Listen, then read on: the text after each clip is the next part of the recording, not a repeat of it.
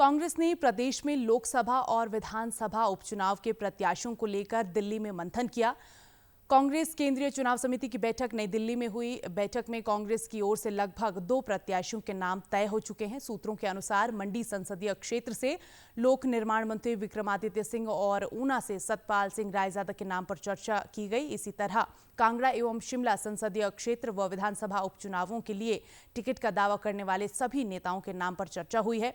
Screening committee बैठक के बाद प्रत्याशियों का पैनल केंद्रीय चुनाव समिति को भेजा गया है। ऐसे में 11 अप्रैल को प्रस्तावित केंद्रीय चुनाव समिति की बैठक में सभी सीटों पर प्रत्याशियों के नाम पर मोहर लगने की संभावना है। और इस खबर पर ज्यादा जानकारी के साथ हमारे संवाददाता योगराज शर्मा हमारे साथ जुड़ चुके हैं।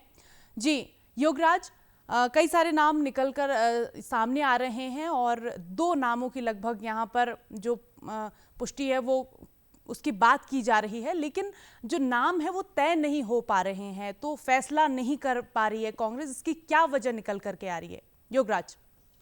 जी हाँ, बिल्कुल। कल स्क्रीनिंग कमेटी की दिल्ली में ये बैठक हुई है, जिसमें तमाम जो नाम जो संभावित प्रत्याशी है उसको लेकर चर्चा हुई है।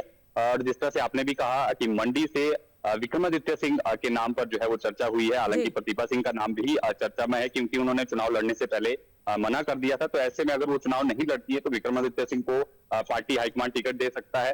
इसके अलावा हमीरपुर संसदीय क्षेत्र से सतपाल रायजादा का नाम लगभग जो है वो तय माना जा रहा है।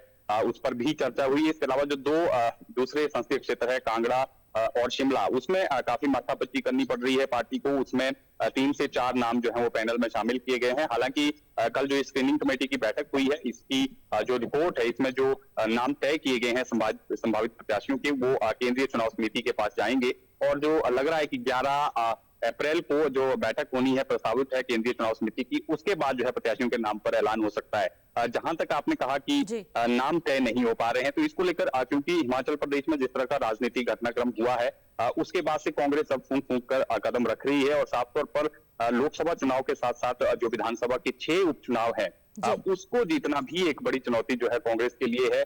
अगर उसमें 6 सीटों पर ये चुनाव होने हैं, अगर उसमें कांग्रेस जो है हार जाती है तो कहीं ना कहीं सरकार पर संकट पैदा हो सकता है। शासक सरकार जो है वो खतरे में आ सकती है।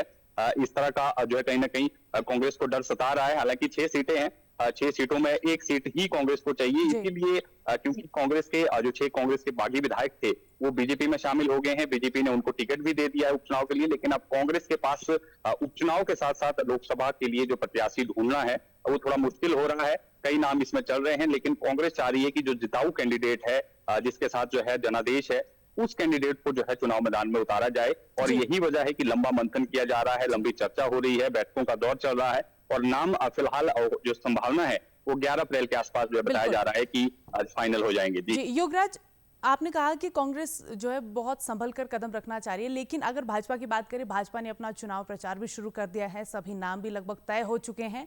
तो ऐसे में क्या ये जो देरी कांग्रेस कर रही है, इसका हर्जाना चुनाव में कांग्रेस को भुगतना पड़ सकता है? देखिए, बिल्कुल जिस तरह से कांग्रेस जो है लगातार मंथन कर रही है, टिकट को लेकर अभी फाइनल नहीं हो पाया है।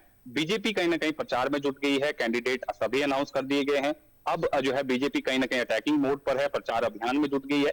तो कहीं ना कहीं जो कांग्रेस है वो अभी जो है तलाश करने में ही जो है जुटी है। प्रत्याशियों के नाम फाइनल नहीं हो पा रहे हैं। कांग्रेस के भीतर काफी जो गुटबाजी है वो भी देखी जा रही है, क्योंकि जिस तरह से बीते दिनों घटनाक्रम हिमाचल प्रदेश में हुआ और प्रतिभा सिंह ने भी चुनाव लड़ने से इनकार कर दिया, विक्रमादित्य सिंह ने इस्तीफा दे दिया था। तमाम चीजों को लेकर जो है कांग्रेस सोच रही है, क्योंकि आने वाले दिनों में इस तरह का संकट फिर से पैदा हो सकता है। अगर उपचुनाव में जीत हासिल नहीं होती है कांग्रेस को, तो कहीं ना कहीं कांग्रेस जो है तमाम समीकरण बैठाकर, तमाम चीजों को मनमुटाव जो पार्टी के भीतर चल रहे हैं, संगठन और सरकार के बीच में तालमेल बैठाकर कांग्रेस तय करना चाह रही है कि सभी को साथ लेकर एकजुट होकर जो है चुनाव में उतरा जाए और जीत की तरफ जो है वो बढ़ा जाए। जी बिल्कुल बिल्कुल, बहुत बहुत धन्यवाद योगराज तमाम जानकारी के लिए। तो अभी सिर्फ 11 तारीख का इंतजार हो रहा है कि 11 तारीख को बैठक के बाद जो तमाम नाम है लोकसभा और साथ ही साथ प्रदेश में विधानसभा उपचुनाव है, उनको लेकर के जो नाम है उनकी सूची सामने आएगी कांग्रेस की तरफ से।